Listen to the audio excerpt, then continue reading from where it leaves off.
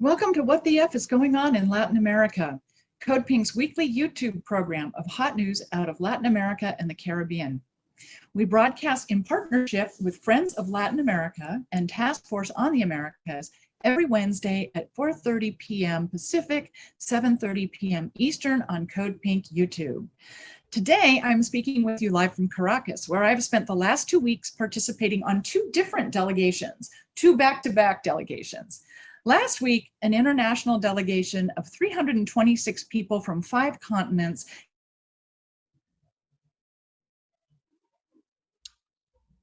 Terry, your mic just cut out.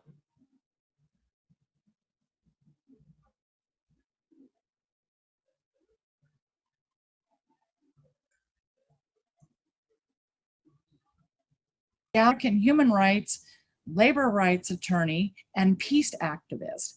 He will talk to us about the inaugural delegation of the Plataforma Cooperativa de Obradores Anti-Imperialista, known here as PACOA, PCOA, and that delegation followed the International Congreso. So welcome, Leo. So nice to talk to you. It was great to see you last week here in Venezuela. Now I have to talk with you virtually. Thanks so much, Terry. It's good to be on the show with you. So let's talk about this Bicentennial Congress, or Congreso Bicentenario, that took place last week in Caracas. It was phenomenal to see people from all points of the globe converging in one city, in one place, and one time. Yeah, it was really amazing. I think first of all, it was this Bicentennial Congress was held on the 200th anniversary of the Battle of Carabobo, which was basically the decisive battle in Venezuela's independence. And I think it was important that it was held in that context because right now we're fighting for independence once again, independence from U.S. empire this time. And we see this kind of, it's not just in Venezuela where this battle is going on, it's throughout the Americas. And that's why it was so important to bring people from all over the world to kind of build those ties, particularly the South-South ties, but there were also people from the global North, including a pretty substantial delegation from the U.S. But yeah, I thought it was kind of an amazing program that was split up into different sectors where it's housing, women, indigenous folks, LGBTQ, workers. I know there are maybe 4 or 5 more sectors, but I thought it was really an incredible experience. I think for me personally, tying the theme, the anniversary of the Battle of Carabobo, and you made a really good point that Venezuela is fighting to maintain its national, or fighting to achieve and maintain its national sovereignty, particularly against this hybrid war, specifically sanctions, U.S. sanctions against Venezuela, or unilateral coercive measures is the more correct term. And there was a lot of enthusiasm, and the meeting of people. I was telling a couple people in the States, is that the best way I can describe these congresses when they take place in Caracas is like, for me, those of us who are older, it's like Rick's place, Rick's Cafe American in the film Casablanca, where people just come from all over the world, and we would not see each other except to be hosted by Venezuela. And I personally had a fantastic opportunity to meet people from 5 or 6 different countries on the African continent, which was a real, on a personal level, very fun and exciting opportunity, but also to hear their stories. And as you mentioned in your opening comments, the South-to-South relationship, and how important that is. And maybe we can talk a little bit about that. What can you tell our viewers what is the South-to-South philosophy? And this is something that Chavez really overtly promoted in economic and trade development and diplomacy as well. Yeah, I mean, it basically relates a lot to this what's called multipolarity, right? We're pushing for a multipolar world, whereas right now we're living in a world that's still slightly unipolar, with the United States in control and having hegemony, particularly over the global financial system. But of course, China's rising. You have other powers, whether it's the EU, although that's very much subordinated to the US, Russia. Like 10 years ago, we were talking about the BRICS and how the BRICS were going to change the world. That's changed a bit because of internal dynamics in some countries, particularly Brazil and India. But we're still moving towards this kind of idea of a multipolar world where you're going to have, not, instead of having one country dominating the entire globe, it's going to be kind of more of a system of checks and balances where no one, where international law is actually going to be respected rather than how it is today when, the United States violates international law whenever it wants, just, with the bombings just now that Biden ordered, for example. And I think that's really important. And how South-South cooperation relates to that is that, historically the South hasn't had power. And in building those relations, you're going to have a kind of a stronger movement to resist attempts at US imperialism or EU imperialism and hegemony as well. I had dinner the other night with a man who was born and raised here in Venezuela and has spent some time working in the global north and is now back in Venezuela. And it was fascinating what he said. We have to stay poor, meaning those of us in the global south, so that you, referring to me being a citizen of the global north, we have to stay poor so that you can stay rich. And and this person was well-educated, professional career, and yet so, in that one sentence, it just so clearly expressed how the global south has been completely exploited for centuries. Human resources and natural resources that are extracted and taken to the global north. And it really was like, that's exactly it. It's exactly what's happening, and hopefully changing with a multipolar approach to running the globe. It was, the other thing that maybe we can touch on, the other thing that came out of this same conversation was how the migration from Venezuela, and I like to explain to people, and I think most of our audience would understand that. For me personally, when I'm talking to people and they want to understand what's happening in Latin America in general, migration, economics, and all those root causes of migration, when people can understand why migrants from Venezuela are classified as political refugees, and those fleeing the US-backed dictatorship in Honduras are classified as illegal migrants, you have a pretty good chance of understanding US foreign policy and economic policy in the region. And in this we were talking about this the other night, and there's always this number that's thrown out regarding Venezuelan migration. 2 million people, 6 million people, 10% of the population, 15% of the population. But the reality is 85% to 90% of the population is here in the country. They have not left. And that's the more important number to be talking about, the people who have stayed and why. Yeah, absolutely. And also Venezuelan migration is a tricky issue because you have so many people that cross the border into Colombia fairly regularly only to return. They might go shopping, it might be for school. And in previous decades, it was the other way around, Colombians sending their kids to school in Venezuela. I mean, there's something like, at least before, there were something like 5 million Colombians living in Venezuela, Colombians who had basically gained Venezuelan citizenship. And so, these are always have been historically a very kind of fluid border. But you're absolutely right. There has been a huge percentage of Venezuelans who stayed. And they haven't stayed because it hasn't, of course it isn't easy to migrate, but it's also difficult to stay under very adverse conditions caused by the sanctions. And people are, determined to resist the sanctions and to continue building something in the country. And I think we've seen that, right? I know that, I've been to Venezuela probably every year, except for 2020 because of the pandemic. I've certainly been there every year, since at least 2013, 2014. And, you could see kind of the decline in the economy caused by the sanctions. I think the low point in my estimation was maybe 2017, 2018, where the streets of Caracas is generally a very bustling city. There's traffic, 24 hours a day, bars and clubs open all the time. Now Caracas isn't that anymore. It's certainly a city that closes, where things close fairly early because of the economic crisis. But there's been a very clear improvement in the economic situation in Caracas and in Venezuela as a whole. I think right now the biggest thing that I saw was the long lines for gasoline, and that's of course due directly to the sanctions imposed by the Trump administration. But yeah, going back to your point, you have all these people in Venezuela who are very committed to building something, and it's not just the revolutionaries. There are plenty of people in the so-called moderate opposition that don't want to leave, that are against the sanctions, and that want Venezuela to be able to solve its problems for itself. It really is a battle of national sovereignty, as it was from the very beginning with Simon Bolivar. It is a battle of national sovereignty, and that is really what was celebrated.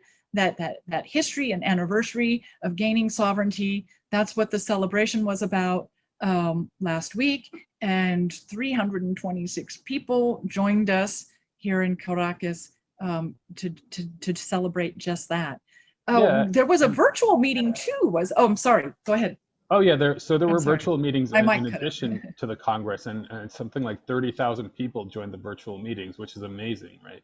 But one thing I want to note, right, Yeah. in terms of, we were in Venezuela having this Congress in this anniversary, and yet throughout the Congress, I think people talked just as much about Haiti, about Colombia, about the situation in Peru than they did about Venezuela. So because there's this very sense of international solidarity that comes from Venezuela that really supports people's struggles all over the world, and that was very evident at the Congress.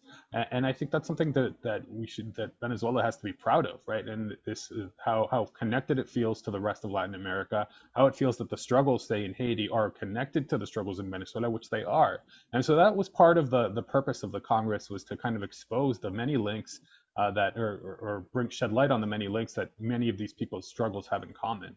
And I think that's something that we can take away from that, is that how can we work together to better ensure that we can stand strong against imperialism and have control our own destinies as sovereign peoples.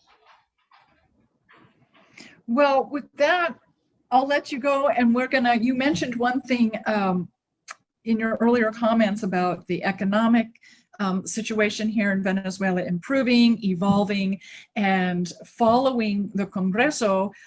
I joined a delegation that explored that theme, and we visited a number of projects, factories, and renovation projects that are being led by the worker sector here in Venezuela. And I'm going to ask our next guest, Dan Kovalik, who participated on that delegation as well. And he is a labor attorney and was an attorney for the United Steelworkers before he retired in the US. And so we're going to talk about some of those projects that are rebuilding Venezuela, its infrastructure and its economy as a whole. So thank you, Leo.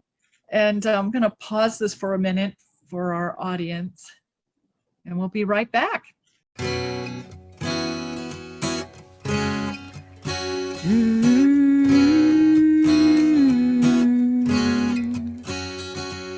Bush and Bin Laden, you think they're foes? They're in business together. Daddy Bush knows the Carlyle Group since years before been raking in billions and itching for more. It's blood for oil, we know there's a link. They say Cold War, we say Code Pink. It's blood for oil, we know there's a link. They say Cold War, we say Code Pink. Code Pink for freedom. So I want to thank Leonardo Flores for joining us for the first part of the program and talking to us about the Bicentennial Congress that was here last week in Caracas. And I want to welcome our second guest, Dan Kovalik, who is a human rights and labor attorney. And he and I, as you can see, are still in Venezuela. And we just finished, we were both including Leo, all three of us, were at the Bicentennial Congress last week. And then Dan and I stayed on to join an inaugural delegation. I think I mentioned this to all of you when I introduced the program, but this was a delegation for the Plataforma Cooperativa de Obradores Anti-Imperialista, PACOA, PCOA, PACOA, as it's known here in Venezuela.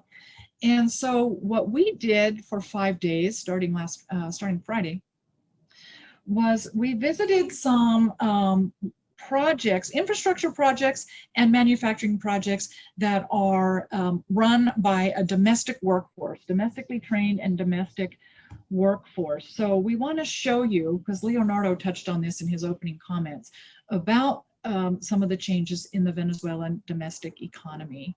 So Dan, any comments about the delegation before Well, we I mean, start? it was very impressive to see how the workers at various plants at the Metro have taken over production, manufacturing, transportation from private companies that have left the country, largely due to sanctions, and are now running these operations themselves generally at a lower cost.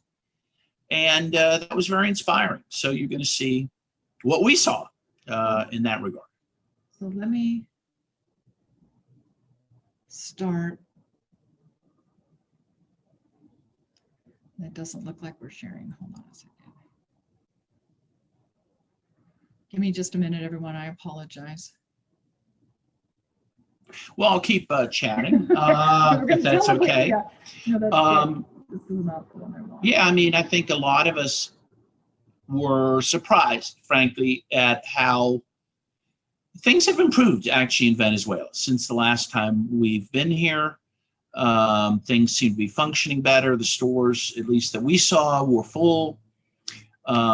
We drove to Maracay on the road, and there was a very nice rest stop, again, full with food that you could purchase.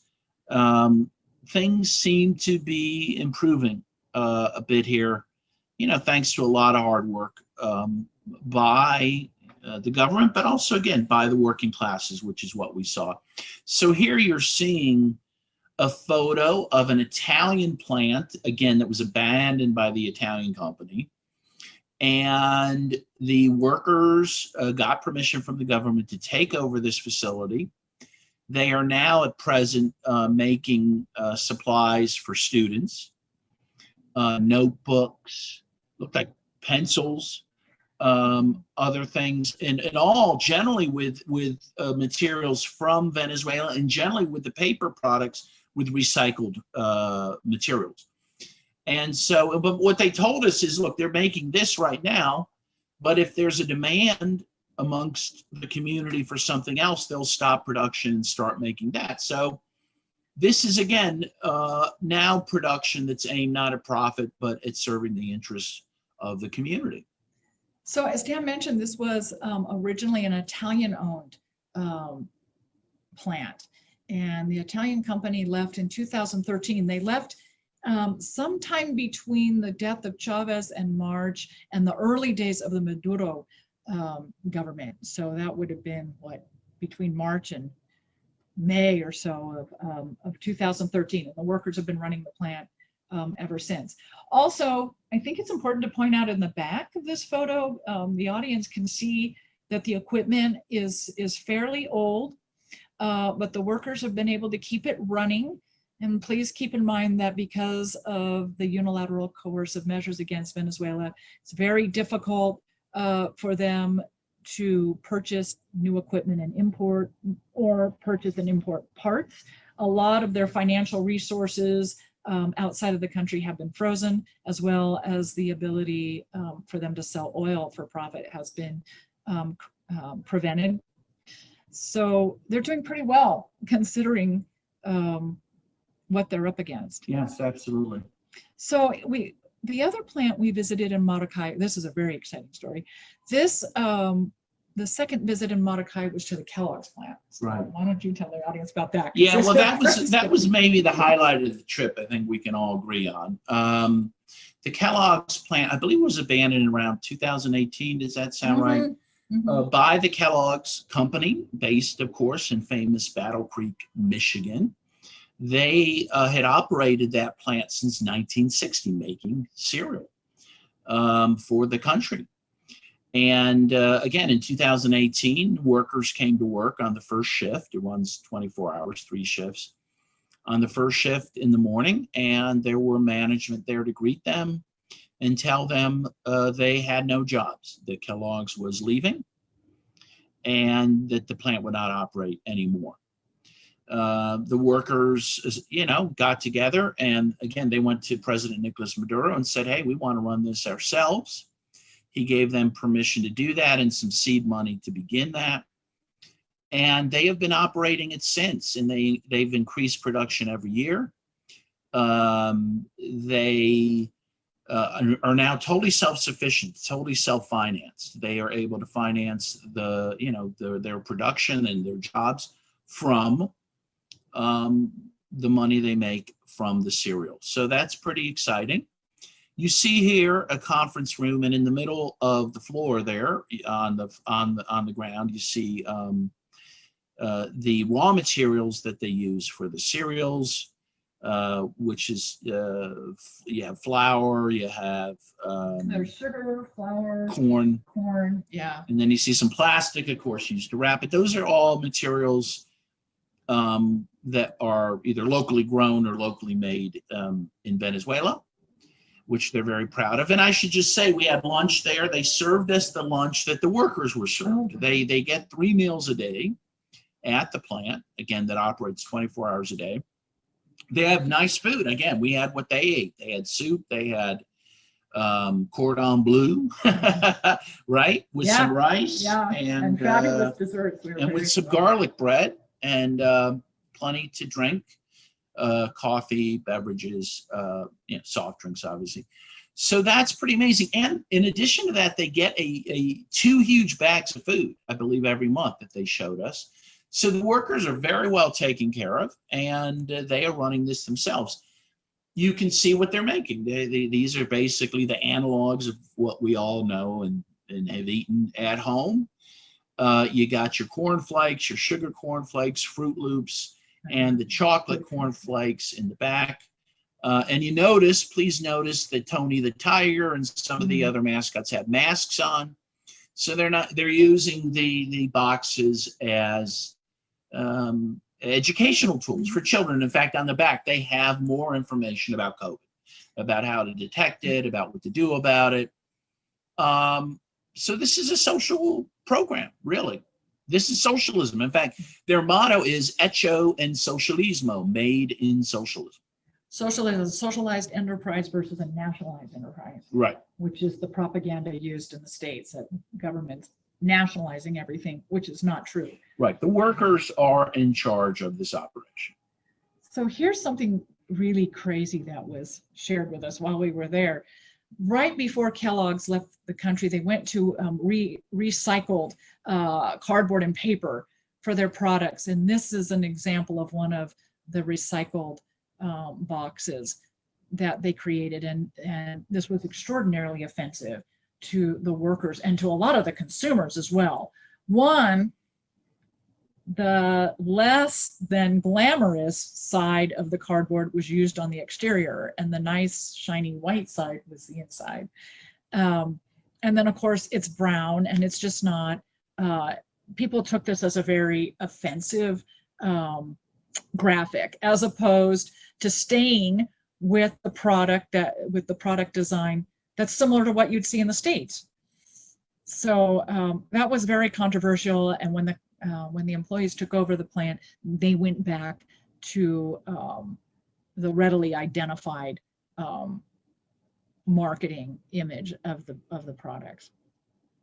And by the way, we should say, because you may ask this question, and I did ask it, how does Kellogg's feel about this? Well, they're not happy, because they're continuing to operate the plant as Kellogg's, to use their logo, to use their mascots, to use their trademarks, which, by the way, all of us think is awesome, and the workers there think is awesome. They decided to leave, so they're going to do things the way they want. So, but Kellogg's has sued Venezuela, the government, and I believe a couple people there personally at the plant to try to stop them from continuing to use their logo.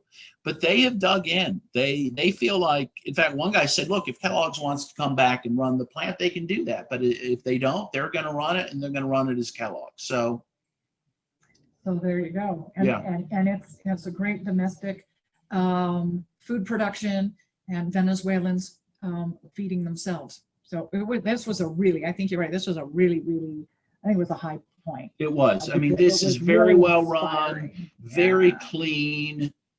I mean, it was very impressive. And the pride of the workers and their enthusiasm was contagious. Yeah. I mean, these are incredible jobs that they have. I mean, from the point of view of dignity, of control over their labor, good wages, good benefits. If this were reproduced, massively, that'd be pretty exciting. Yeah, I mean, it is a model that workers could use in the U.S. We probably shouldn't. No, it has. No, we should encourage it. Please seize your plants. And that has happened. That's happened even a couple times recently. It's very discouraged. The UE took over a window producing plant when they shut down, I believe. It's not unheard of. There are cases of that have happened. ESOPs was, you don't hear that term much, but those were employee, had a certain level of employee ownership, which generally developed after a company was about to go out of business. So what we're sharing with you now is a housing development project in the Antimano community of Caracas. This project came together about 11 years ago, and it was a program where communities were encouraged to create housing associations among themselves and recuperate land and then develop their own housing on it. So this piece of land was a garbage dump 11 years ago. It was recuperated by the community here in Antimano, and 11 years ago, they took the land, they started pulling together their cooperative, the organization of the cooperative, and hired an architect to help them design the building. This government program requires that the association members provide their own labor. The government provides the materials and the association provides the labor. So in this photo, you're looking at 4 years of construction, 11 years all in for the association, and of that 11 years, 4 years directly under construction. For a lot of people in the US, this would seem very slow, but it's really important for you to understand that the association members do the labor themselves, which means they work on this apartment complex in the evenings when they're home from their principal job and on the weekends. So they've done a lot, considering that that's the amount of time they've had to put into, physical labor hours into the project. But this will be theirs. When they've completed construction, this housing will be theirs. And there's a number of these projects going on. And it should be noted that sanctions has slowed them down also. It's very hard to get building supplies. Yeah. That has definitely, and sanctions affected it another way. Sanctions have made things more costly here. So people have to have, 1, 2, 3 jobs to be able to pay for things. Well, that's less time for them to work on building this housing. But they're very excited about it.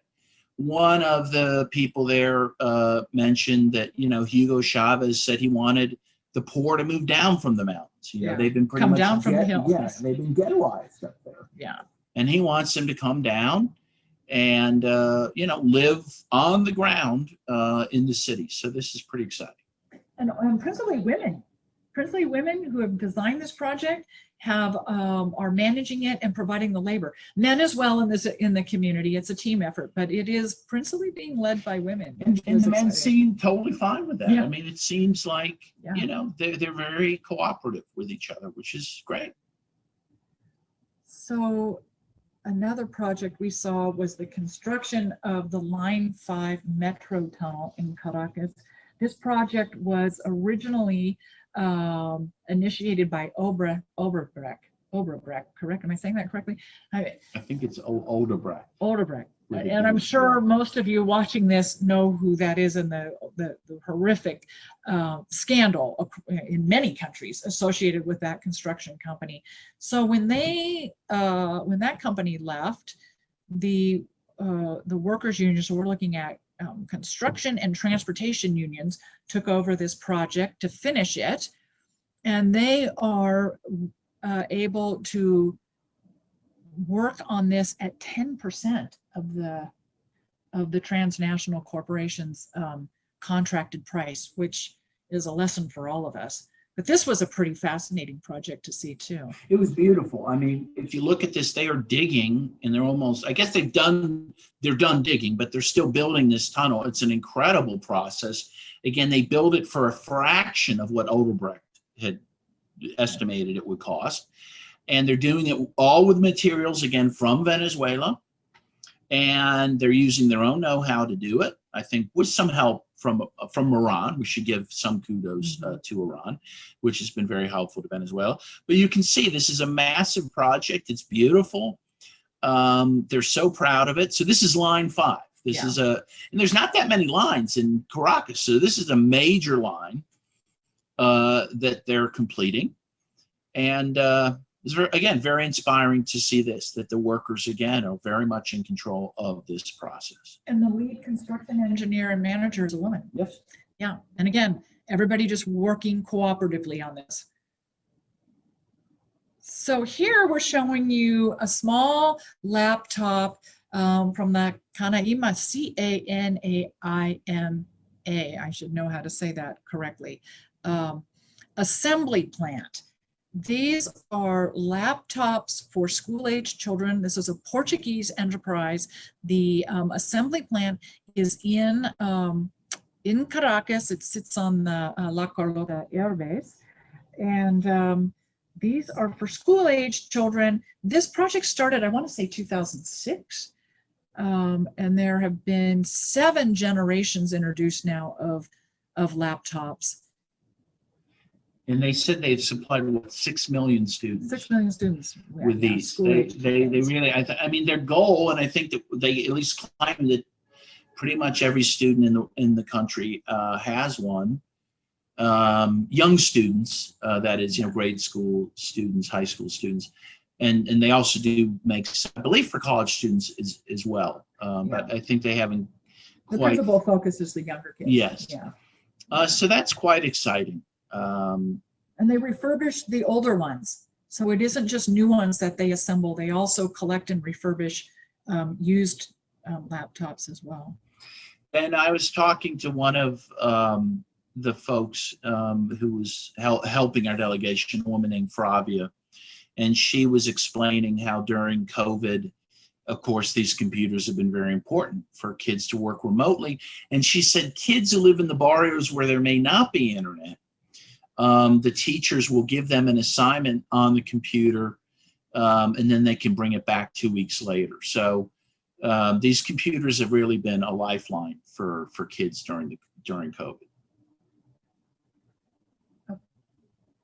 Oops, sorry. I have one other photo that I'm going to try and pull up, because this was one of the other things we did, which for me personally was the highlight of the trip. Last fall, I read this article about the refurbishment of the metro cars here in Caracas. And I had hoped to see that corporate yard where that work was being done while I was visiting in December for the National Assembly elections. That didn't happen, but that did happen on this trip. And I think we were the first delegation to actually go to the corporate yard and meet with the workers and see